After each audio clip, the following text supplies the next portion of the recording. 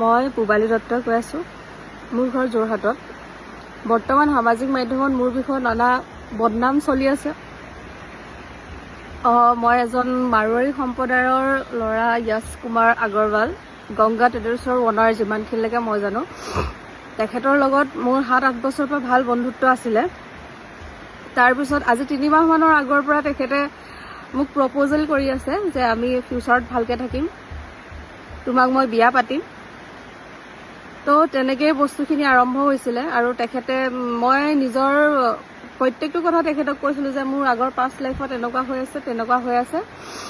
তো সেইখিনি বস্তু মোক অকণমান সময় লাগিব, তাৰ পাছতহে মই ডিচাইড কৰিব পাৰিম। তেখেতেও মোক কৈছিলে যে উপজাচি হয়, হ'ব দিয়া, 6 মাহ পাছত আমি বিয়া পাতিম।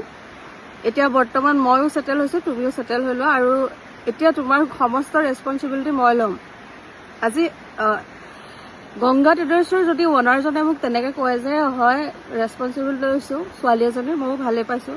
আজি যি হ'লেও মাৰোৱাৰী সম্প্ৰদায় হ'লেও মই বিয়া হ'ম, সেইবুলিয়ে মই আছিলোঁ, বিয়া হ'ম তেখেতৰ লগত। ভাল ল'ৰা হয়, ল'ৰাজন আচলতে ভাল, মই তেনেকুৱা ভাবি আছিলোঁ। তাৰপিছত তেখেতে মোক কয় মানে মই যোৰহাটত থাকোঁতে যে ব'লা আমুকত যাওঁ, পাৰ্টি কৰিম, কিবা খাম মেলিম, ব'লা যাওঁ। তেনেকুৱাকৈ তেখেতে মোক বহুত জেগালৈ লৈ গৈছে। তেখেতে তাত পইচা কি দিছে কি নাই মই সেইবিলাক নাজানো। দিছে, আমুক দিছে, তুমি টেনশ্যন নল'বা, মই কৰি আছোঁ চব, তেনেকৈ বুলি কয়। তাৰপিছত এতিয়া মই যিমানটো শুনা পাই আছোঁ, তেখেতে ঘৰৰ পৰা পইচা চুৰ কৰি, সোণৰ বস্তু চুৰ কৰি সেইখিনি কৰিছে। সেইখিনি মই নাজানো। হয়, এদিন মই সুধিছোঁ তেখেতক, যেতিয়া মোক অৰুণাচল যাবলৈ তেখেতে মোক পইচা দিছিলে 1 লাখ টকা এটা মোৰ ওচৰত দিছিলে যে এইটো যোৱা, তুমি ফুৰি আহিবা, এনজয় কৰি আহিবা ফ্ৰেণ্ডৰ লগত। মই তেতিয়া সুধিছোঁ তেখেতক যে তুমি যে মোক পইচাটো দিছা, সেই পইচাটো তোমাৰ নিজৰ হয়নে নহয়? তেতিয়া মোক কৈছে মোৰ নিজৰ পইচা। তেতিয়াহ'লে মই ভাবিছোঁ মোৰ বয়ফ্ৰেণ্ডে দিছে, মই ফুৰি আহোঁ, কি আছেনো ফুৰাত, মই সেই বুলি ভাবিছোঁ। আইফোন দিছিলে, আইফোনটো কিন্তু তেখেতে পইচা ময়ে দিছিলোঁ আচলতে, অলপ দিছিলে পইচা, কিবা এটা দিছিলে পইচা, মই ইমান এতিয়া মনত নাই বৰ্তমান, কিবা এটা দিছিলে। তাৰপিছত মই আইফোনটো লৈছিলোঁ। তাৰপিছত এতিয়া বৰ্তমান সামাজিক মাধ্যমত সেইবিলাকে চলি আছে যে তেখেতে মোক আইফোন দিছে, গাৰ্লফ্ৰেণ্ডৰ কাৰণে পইচা খৰচ কৰিবলৈ সি ঘৰৰ সোণৰ বস্তু বিকিছে। সেইবিলাক বস্তু মই আচলতে নাজানো। এজন সম্ভ্ৰান্ত ঘৰৰ ল'ৰাই সেইখিনি কাম কৰিব বুলি মই আচলতে জনাই নাই। তেখেতৰ ওচৰত আছে চাগে, সেইকাৰণে মোক দিছে, মই তেনেকুৱা ভাবি আছিলোঁ। আৰু মই নাজানো কোনোবা এজন মানুহে মোৰ ৰেছপনচিবিলিটি লৈছে, মোৰো ভাল লাগিছিলে। মোক বিয়া পাতিম বুলি যিহেতু কৈছে, ভালকৈ লাইফটো ষ্টাৰ্ট কৰিম। মই ভবা নাই যে ঘৰৰ পৰা সোণৰ বস্তু লৈ কিবা কৰিব বা তেনেকুৱা কিবা কৰি আছে, কাৰণ মই তেখেতক গংগা ট্ৰেডাৰ্ছৰ অনাৰ বুলি ভাবি আছিলোঁ। বৰ্তমান সামাজিক মাধ্যমত মোৰ বিষয়ে বহুত বেয়াকৈ চলি আছে, মই দেখি আছোঁ। আজি মই দেখিছোঁ যে ছোৱালীজনীয়ে এনেকুৱা কৰিলে, ছোৱালীৰ কাৰণে তেখেতে সোণৰ বস্তু বিকিলে, কিন্তু সেইবিলাক বস্তু আচলতে মই নাজানোৱেই। আৰু যিটো দেখিছোঁ তেখেতৰ যিবিলাক সামাজিক মাধ্যমত কিছুমান ভিডিঅ' তেখেতে কৰি আছে, বনাই আছে, বা তেখেতৰ সাক্ষাৎকাৰ লৈ আছে, সেইবিলাক এটা বন্ধ ৰুমৰ ভিতৰত লৈ আছে। বন্ধ ৰুমত সাক্ষাৎকাৰ লৈ তেখেতক সুধি আছে যে আমুক কৰিছানে, তামুক কৰিছানে, ছোৱালীজনীয়ে তোমাক ব্লেকমেইল কৰিছিলে নেকি? কিন্তু মই নিজৰ বয়ফ্ৰেণ্ডক ব্লেকমেইল কৰি মানুহে বস্তু লয় নেকি? মইতো ব্লেকমেইল কৰি তাৰ পৰা একো লোৱা নাই। মোক সি নিজে উপজাচি দিয়ে যে এইটো লোৱা, তুমি ফুৰি আহা, তুমি ধুনীয়াকৈ এনজয় কৰি আহা, যাবা, ভালকৈ থাকিবা, তেখেতে তেনেকেই কয়। আৰু সেই কথাটো চবকে সুধিলেও বা তেখেতৰ ফ্ৰেণ্ড চাৰ্কলক সুধিলেও আপোনালোকে জানিব, বা কল হিষ্ট্ৰী চালেও চাওক, আপোনালোকে গম পাব। মোক সিমানখিনিলৈকে তেখেতে কৈছিলে, মই তোমাৰ ৰেছপনচিবিলিটি লৈছোঁ, তুমি ভালকৈ থাকা, ভালকৈ ধুনীয়াকৈ থাকা, ধুনীয়াকৈ আমি লাইফ এটা ষ্টাৰ্ট কৰিম, মোক সেইবুলি কৈহে তেখেতে আছিলে। এতিয়া বৰ্তমান মই যিটো দেখি আছোঁ, সামাজিক মাধ্যমত মোৰ বিষয়ে বহুত নানা ধৰণৰ কিবা কিবি চলি আছে। মোক যেতিয়া বিয়া পাতিম বুলি কৈছে, সেইটো কাৰণে আজি কোনোবা এজন মানুহে আপোনাক গিফ্ট দিছে, বস্তু এটা মোক তেখেতে গিফ্ট দিছে, মই সুধিম নেকি তুমি যে এইটো চুৰ কৰি আনিছা নে কিবা কৰি আনিছা বুলি? মইতো সোধা নাই, মই কোনোদিন সোধাও নাই। আৰু এদিনে সুধিছোঁ, ইমান পইচা তুমি ক'ত ইনভেষ্ট কৰিছা, যে ইমান পইচা তুমি উৰাই আছা, যে তোমাৰ নিজৰ পইচা নে? মই ইমান ডাঙৰ এটা গংগা ট্ৰেডাৰ্ছৰ অনাৰ হয়, তুমি কি মোৰ ওচৰত পইচা নাই বুলি ভাবিছা নেকি? তেখেতৰ ভাষ্যটো তেনেকুৱা আছিলে। এতিয়া বৰ্তমান সামাজিক মাধ্যমত মই যিটো দেখি আছোঁ যে মোৰ কাৰণে তেখেতে এনেকুৱা কৰিলে, মই মোক বস্তু গিফ্ট দিবলৈ সুন্দৰী যুৱতীৰ কাৰণে এনেকুৱা কৰিলে মই দেখি আছোঁ, কিন্তু সেইবিলাকত মোৰ কোনো মই এইবিলাক বিষয়ে মানে মই একো নাজানোৱে বৰ্তমান।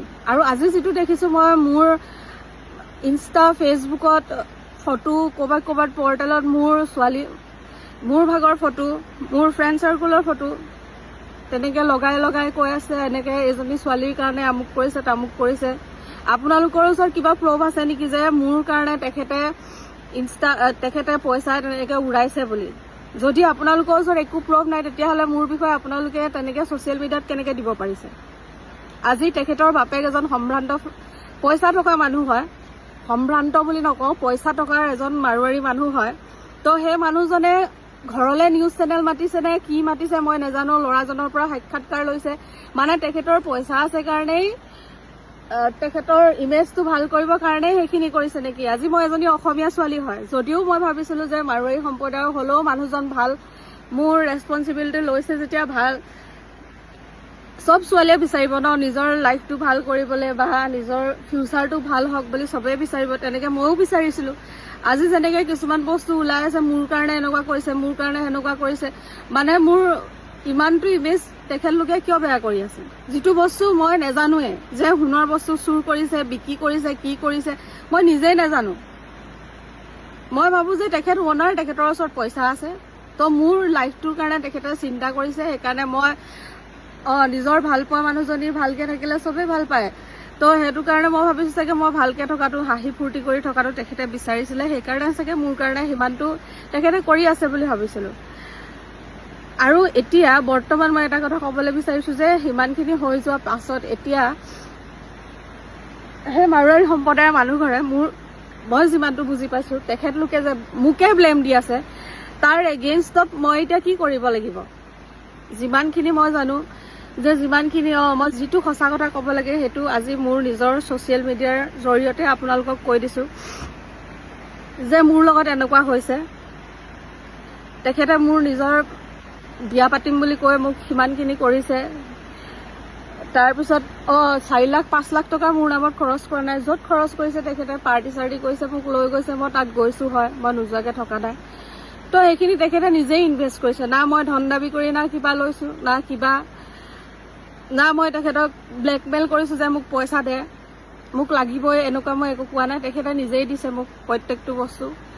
আৰু সেইবিলাক আচলতে এতিয়া ছ'চিয়েল মিডিয়াত ধৰক ক'বলগীয়া হ'লে মই বাধ্য হৈছোঁ, এতিয়া ক'ব লাগিব মানে কথাখিনি।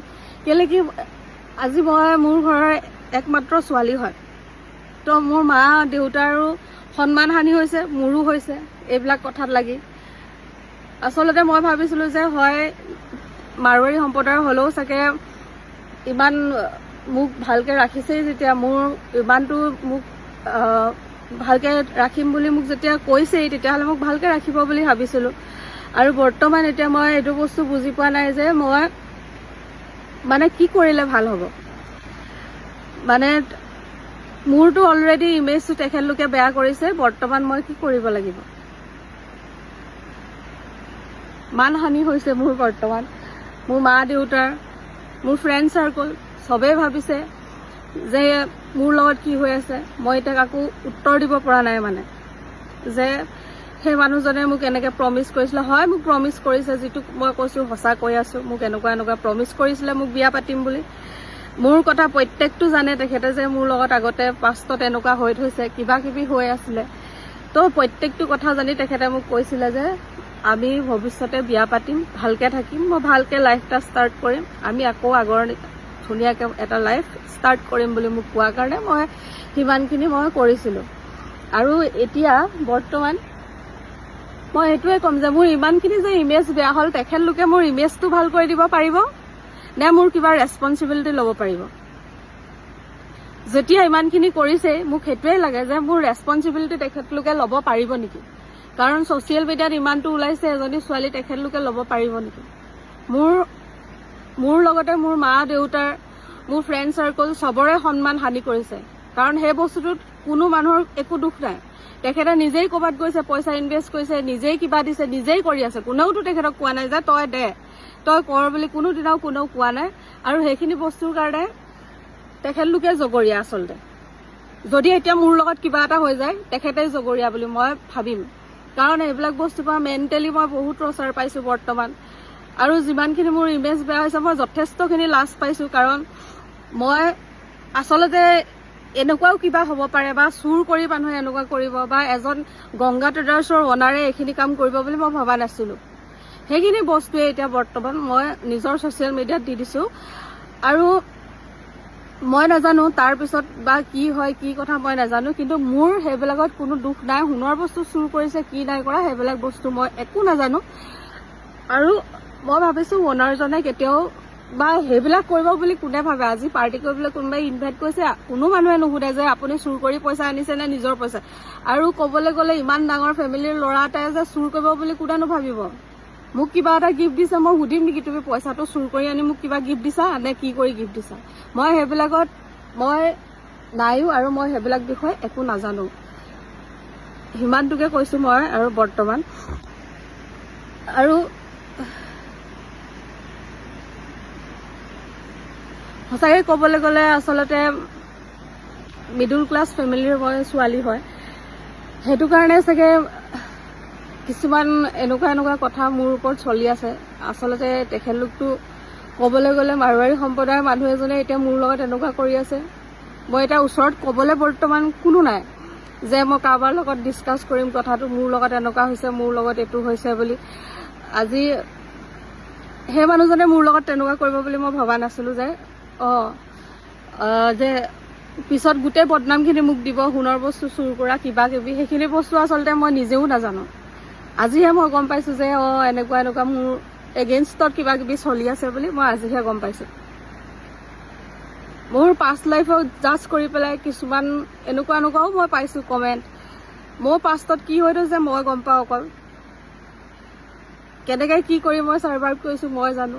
সেইবিলাক এগেইনষ্টত কথা কৈ আগৰ পুৰণা কথা খুচৰি এতিয়া এইটো কথা খুচৰি মোৰ বিষয়ে বহুত বেয়াকৈ চলি আছে বৰ্তমান। মই আজিহে গম পাইছোঁ।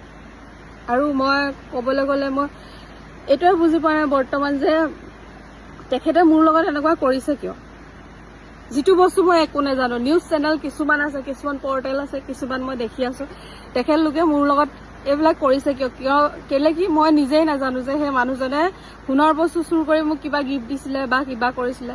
ঠিক আছে, মোকো বিয়াৰ প্ৰস্তাৱ দিছিলে, মোৰ লাইফটোৰ ৰেছপনচিবিলিটি ল'ম বুলি কৈছিলে। সেইখিনি তেতিয়াহ'লে আপোনালোকে মোক কৰি দিব পাৰিব নেকি? সেইখিনিও আপোনালোকে তেতিয়াহ'লে কৰি দিয়ক। যিহেতুকে আপোনালোকে মোৰ ইমেজটো ইমান বেয়া কৰিছে।